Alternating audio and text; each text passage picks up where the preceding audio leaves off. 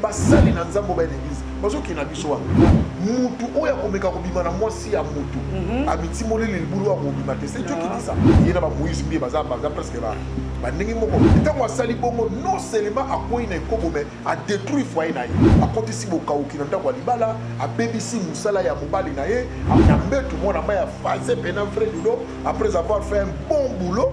Hein? Un bon travail. Il a dépensé beaucoup d'énergie. À Boukania Fazé, il a filmé. Ça va des acquis dans la tenue de chambre. Les amis dans robe, il y a pépé, il y a tenue de chambre. À ça, quand même, moi, s'il a été. Comme il a mis une guinée. À ça, moi, s'il a été, ça va des acquis.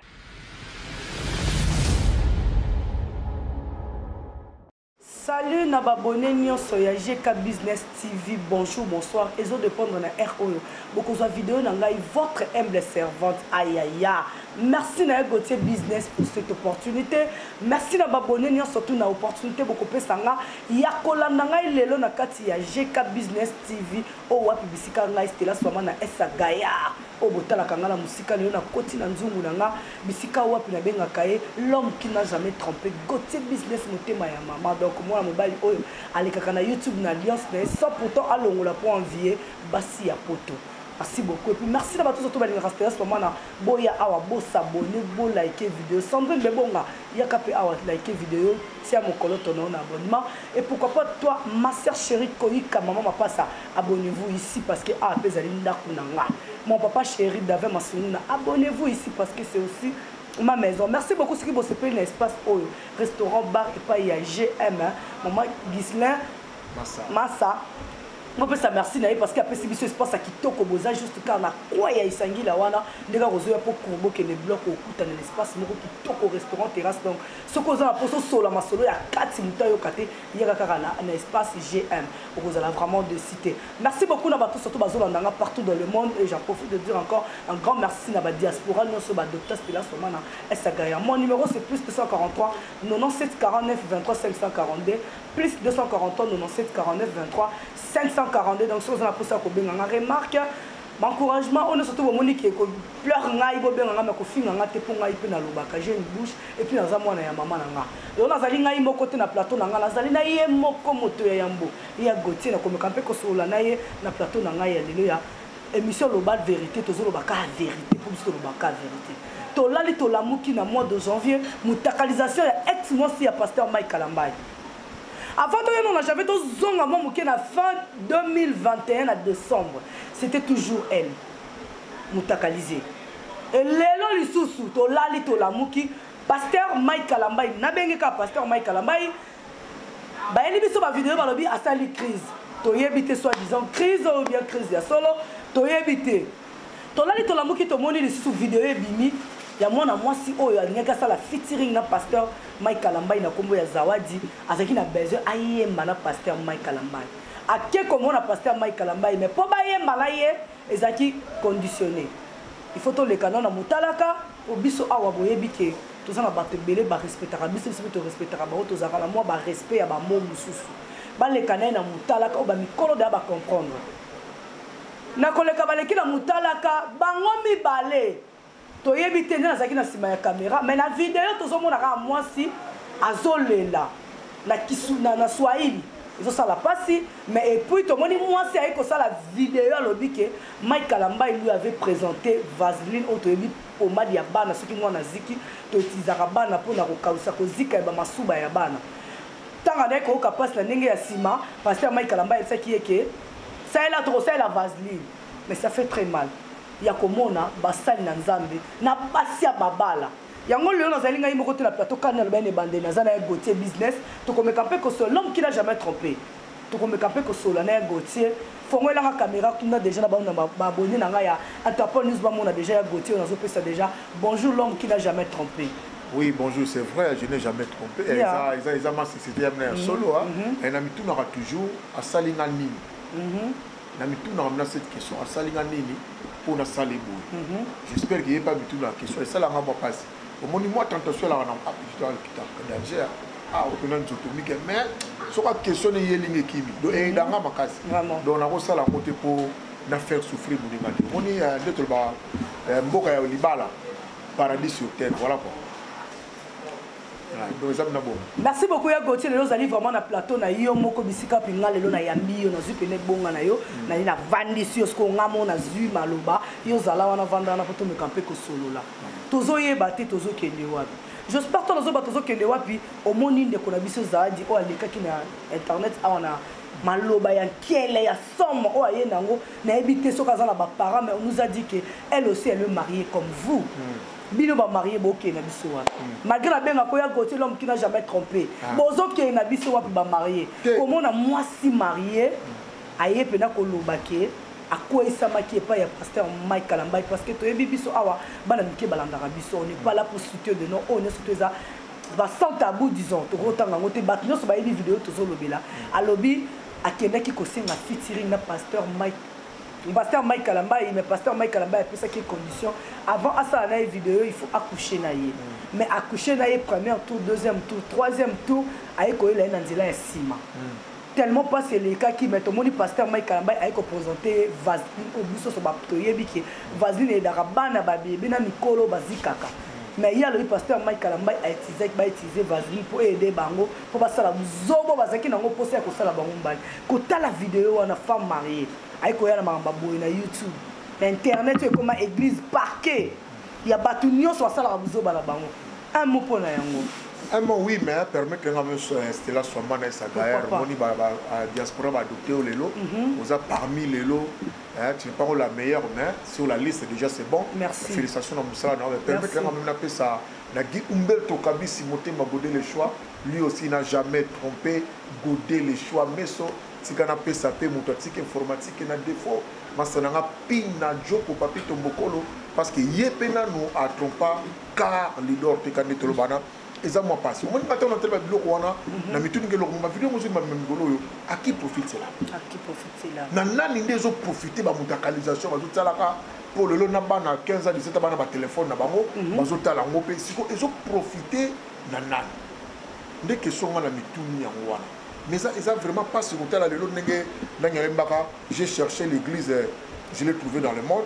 J'ai trouvé le monde, j'ai cherché le monde, je l'ai trouvé dans l'église. Au monde, ils ont vraiment ma cambia solo. Nous pouvions nous attendre à tout, sauf à cela. Scandale, oyo, basali nanzambe bazo sali la bisongo. Zomona. Nazaka wana maintenant, on a derrière tina ngote, il y a 3-4 jours, tout le monde un pasteur a téléminé na chair. Donc a zu pena chair pour à répondre pour à le règlement de compte sinaï pour abimisa la vérité moko ba batanta qui est oh le loi place na ngozali ya mwana ozo komba église zo ki na biso ba église batoza na bien mais ba sali na nzambo ba église bazo ki na biso wa vraiment omoni eza scandaleux vraiment scandaleux pour son abi ki na bible balobi mutu oya komeka kobima na mwasi ya mutu amitimoli libulu wa kobima te c'est Dieu qui dit ça. C'est Dieu qui dit ça. Vous comprenez? Omitimoli libulu oyo komeka même ceux qui aiment d'attentat qui il faut kima. Bango mo bazote ya biso par rapport à la publicité. Fuyer les publicités. So mo dia boulay kangela ma kofi. Mais so mo ne publicité zo pena ba talon na otiango tia ba. Kimamba. Batuma c'est quand bango yo mais pour la nzamba le c'est parce qu'aibi ma béni les ana sima na mtu ko na acte ya bongo. C'est vraiment malheureux ça la biso mo passe. Et ça la biso passe si comme na bakamunyo surtout quand ya Gauthier le kaka bino ba goter ya biso bible. Pe kaka bino batu boya na ba réseaux sociaux avec vos bêtises. Racheter le temps car les jours sont mauvais. Ya Gauthier tozo kende malembe. Tomoni ser na biso za di abimisi vidéo. Mais na ko bimisa vidéo wana azala ba propos oya tenu na kata vidéo wana. Oh nous ne pouvons pas citer. Mais mutu nyonso a moni vidéo wana parce que ils ont circulé na Facebook, na TikTok partout. Ozo mona ya Gauthier. Yo yeko yemba. Na ina on a pas ya yé mwana mwasi. O yeko sala featuring na mutu. To mona kana ba entreprise monsieur zala ka mwana mwasi ko sala demande ya musala. Mais bah, je ne peux pas passer il faut coucher dans le directeur.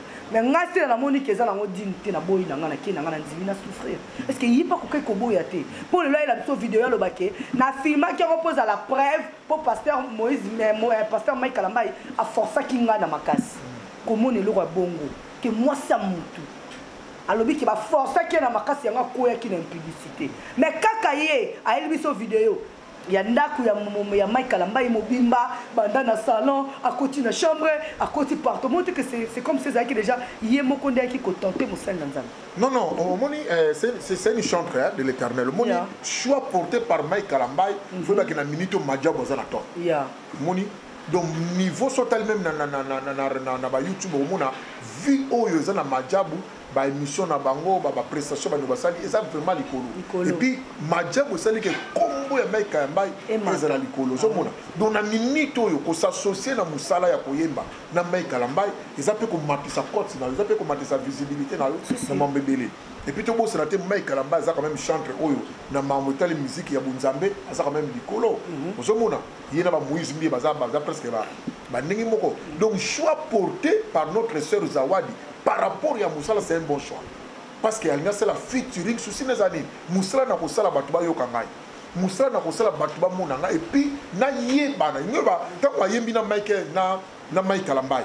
Donc, sur Azalaki, na moins 10 personnes, ba yeba qui est, bateau nyo surtout ba yeba Mike Kalambai. Bateau nyo surtout ba sepe la ka, mungongo ya Mike Kalambai, ba Rolanda mungongo ya Mike Kalambai na banze munai. Donc, c'était un choix, moko vraiment, je pense qu'il avait fait un très bon choix, un choix judiciaire. Mais si quoi on a praticabilité dans mon escama comme komi, il y a la femme mariée, tant on y est, au monde que non, et comme maman ba condition. Et puis quelles conditions? Quelles conditions? Parce que tant on a sali bongo, non seulement à quoi il est comme mais à détruire foyer naïe. Vraiment. Likamona parce que moi si sur comme le Kamabongo, toujours mon expérience de même quand on a levé la biso à côté si boka ou kinanda kwa libala à BBC musala ya mobali nae à côté ça va maladie na kati anda kuna parce que yepe lokola za moyembi ya makambo nzambe c'est supposé kazape mwana na nzambe ou azali briser za mwana na nzambe à sala repenti sincère donc a yepe na koyembi la za ba banzeko bango ba yela kabiso zani et ça côté ya biso na nzela lo yembo sisi ozo mona ya ba ya ba yembi c'est dire que alinga sangisa ki Mike Kalambai na ye ba te ya biso bana na nzambe mais tala siko ba te biso tala siko oyo bango ba te biso tala siko oyo bango ba lakisi biso ozo comprendre tout mon vidéo azo filmer pena yena Mike Kalambai na mbetu mona ma ya phase pena frère Dudo après avoir fait un bon boulot. Hein? Un bon travail. Il a dépensé beaucoup d'énergie. À Boukani a phasé, puis il a filmé. Pour que vous ayez pas que dans ma cambo tout, mon bal au bout la mais moi ça au tir la ma casse. Pour que vous ayez 1h10, 4h30, mon a 3h50, 4h moi ça hôtel makiti na c'est, n'engue bible lui moi ça ma casse la pour toujours à 4h. À que tu le mailles meilleur c'est là au boukani. Vous avez comprendre bien c'est que Zawadi a profité qui n'a pas le pasteur Mike Kalambai pas vidéo. Mais oui, Azu n'a pas non ami fini qui pena. Ce qu'on peut aller bien. Zawadi a zaki na tenue de chambre. Et une robe moi pena ya pepele ya les mes na tenue de chambre. Tout ça pour nani.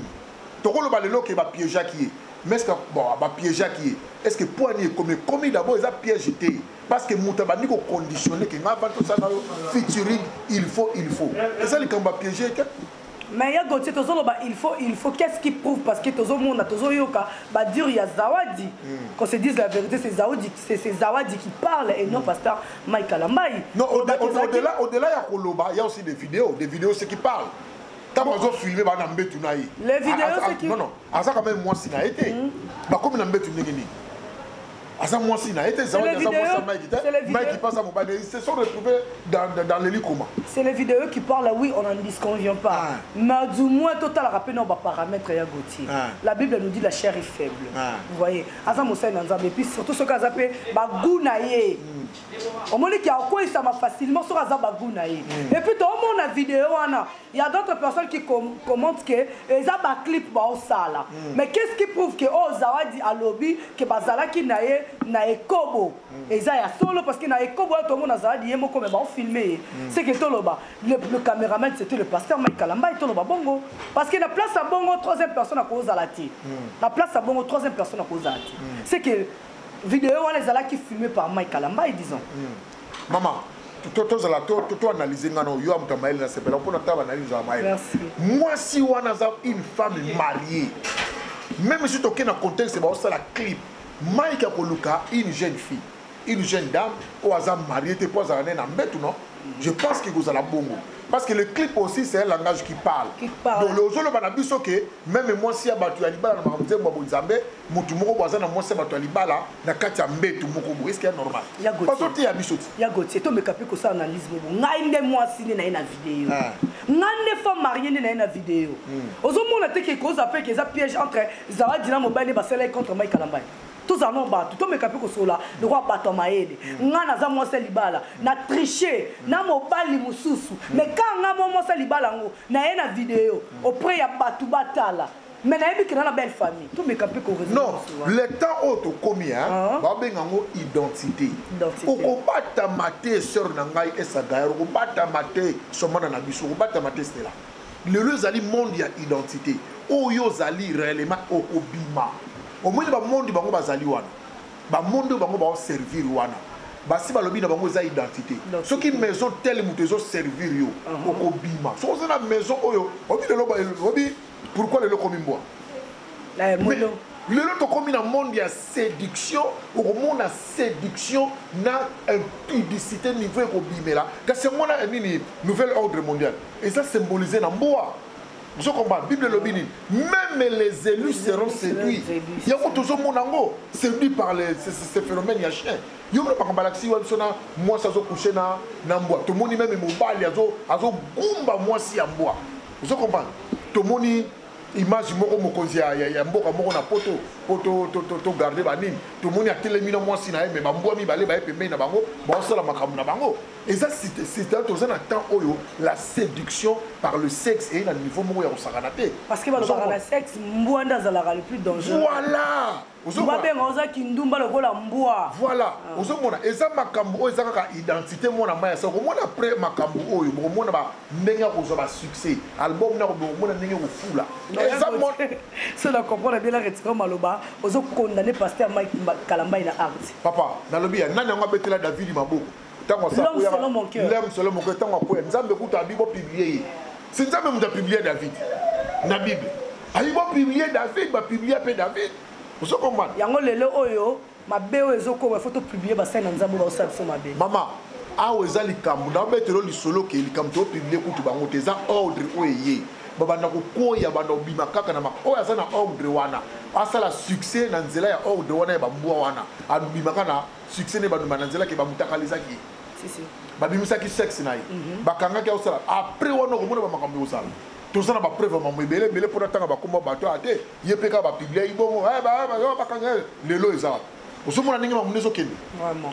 Eza makambo ba osala ngote ke ba osala ngote na ndenge ya teke o te ba osala ngomna na nko. Parce que condition ya ngo wana. Parce que ba ordre wana ya mbwa le yoto ke na wo. Bazana ordre Bamboa Tozo Kenango, merci beaucoup ya Gauthier. Il s'appelle Gauthier Business, l'homme qui n'a jamais trompé. Ce beau CP n'a beau liker vidéo, beau partager, beau commenter, que ça l'angaï. Bien, ya Gauthier Tozo Kenango déjà molo pour que na suka. Mais na eloko etikenga na kati ya vidéo wana ezanye. Parce que tango muta loba, nga na sala peda. Na ngaka mingi na kota na psychologie ya mutu. Azo loba lobi ke amemanga ikutu premier tour ezaki na bureau ya Majabu. Deuxième tour, troisième tour, et salami na Katianda. Mais si c'est qu'on va essayer de ce qui clip et salami déjà, ou non, et salamité. Place sur le bâtiment, il y a point d'interrogation. Mais il y a Gauthier, tu me capes que solo là. Il y a moko la malobano, le bilan sur le biquet, Majabu ya de alikolo. Et puis, Moutouni, la zara qui ko simba Majabu, c'était pasteur Mike Kalamba. Ce que tu me capes que zonga moi mouké na tentation. Au moment où tu vas saluer pasteur Mike Kalamba. Il y a bon le biquet, il a totalement tort. Mais nga pena meki ape kozongi so na réflexion nanga.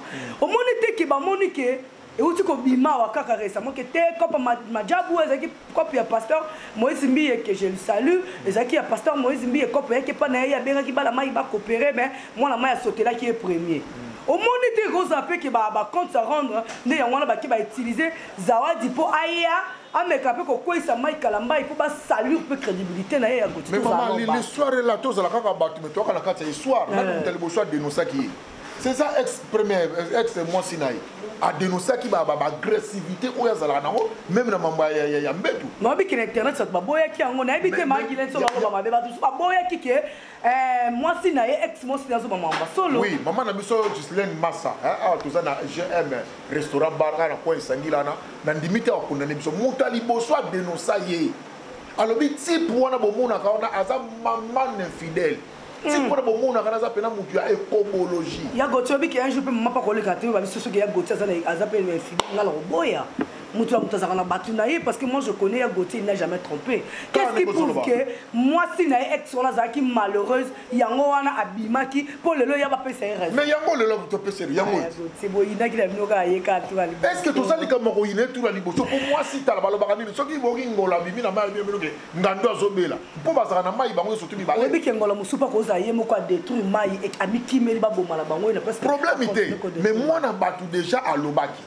Abia bokondane nga bokomona yango tozomona lelo ata ozomi na mwana batu ngai pe na meki ape koloba na mwana batu wana parce que na moni mwana batu wana bozoloba wana moni asali vidéo ya chabo et koza pe mwana batu oui eza na sens que botote victoire toki na sens que ya kote boye la sarani victoire makambu na lobaka na o esalemi yango lelo ekamusi mokili redia misayemba makambu ex walobaka yango tomoni ekamusi batu oyebi ke ex wana pe elle peut être derrière ça siko problème ezanini au moins bien que tozoba makambu ya tata na mwana nga siko lokola parent hein papa na doria masengene ndoi ya mama papa na gamale kasongo ndoi ya papa na prochaine kasongo ataibu ndoi ya noko makambu na zoloba je suis maintenant en tant que parent tant mambo salemi Mike pas tombola ki victoire non ngayo la kisi biso ba jugement na récupérer bana au moins ça ko ina nini mais moi si pas comme ça la victoire ko bani na luka kana récupérer bana na ngai na za pe na ba preuve que papa pe aza mabe au kinesko ko récupérer c'est que tozo bana to tshaba ngona foyer et loko liboso yango na victoire ya liboso yango na siko biso lokola ba parents na zo mituna siko sori ya bana wana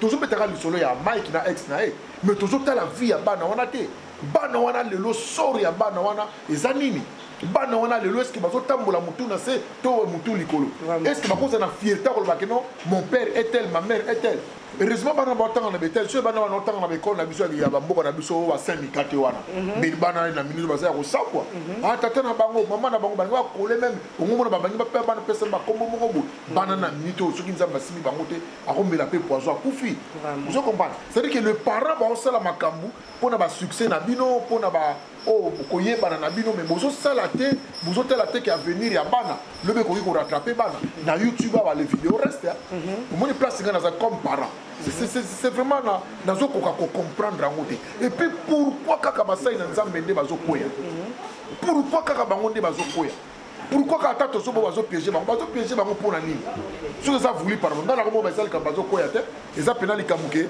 et bango bazo luka makambo pour succès na bango e mata. Merci beaucoup Karané Bolandia Gauthier, nous sommes arrivés vraiment à la fin de notre analyse Gauthier et ça lui passe super mawa Gauthier ce qui moyen ezali to me capé côté ya kaka ne to te ya la baitando ikena biso boya Gauthier moi bambote na yo pa ya ba te puis numéro no téléphone na ba remercie ba mot de la fin na yo te omoni likambo ezali ya mot de la fin nanga eza plus moi ko tala na église lelo ozomona toyeba ke toza na temps de la fin. Et na temps au tozo kende au bana na nzambe ba olanda biso ba comprendre que toza na ordre moko boye ya mbwa toza na temps likambo ya séduction na infidélité na impudicité ozomona donc ba posa nzoto ezomata na kati ya bana na nzambe ba posa na nzoto ekomata bible lobi na biso même les élus seront séduits donc to ka moite na ba makambo oyo eza vraiment temps oyo basali na nzambe to prier belé et puis bato bazote ya biso nos pasteurs o baza na nini ya kokumba ba âme na biso ya komema biso na nzela bonzambe ba meka komema biso na nzela ya mateya oyo malheureusement c'est pas le cas bazote ya biso ka plus mambo ya semence mambo nini alors que bana na nzambe bazokende na kokwea na piège oyo munguna te lelo ezanini c'est l'argent et le sexe. L'argent et le sexe. C'est l'argent et le sexe. Nous comprenons qu'il y a un lycée, il y a un solo, il y a 15 ans dans le lycée, il y a lesbienne. Vraiment. Hein? Est-ce que c'est normal? Donc c'est un peu compliqué. Donc tu sais que vraiment dans la salle dans Zambie, il y a solo, bobangate, beauté sur cela. Il y a des gens qui ont sur le sexe, sur l'impudicité et la séduction. Donc c'est un peu compliqué. Voilà, quand on est au solo, numéro langai, déjà la cache. Numéro oui, na pesi bambote na massa na nganyo sotu ya Jekokis na pesi mbote na président na biso monde maquillé qui président na biso ya Jekokis na pesi mbote na AG, c'est vrai que Belulu voix du Akuna Matata les grands producteurs na pesi mbote na grâce à Panda na pesi mbote na mon colonel Jean-Paul Mbaya na pesi mbote c'est-à-dire bana nyoso tu ya jekokis bana chiki na biso en tout cas la main dans la main to simba eloko yo to matisa mo kende moi likolo et puis na yo Stella Swamana en tout cas dans CP dans négocier l'émission. Merci à vous. Les emballés bosso te pour demander on a biso ya babonné na biso GK Business ba ya bourse prochainement émission. Merci beaucoup na balandino surtout ya GK Business TV na ndenge bolandina na bokebi vraiment boyoki ya goté comment on le met avec beaucoup de douleur mais bon continuer pour s'abonner massivement à votre chaîne na bino bokoza la cité parce que tout ça la bino ka musala donc ngai na bino tokutani à la prochaine numéro. Bye.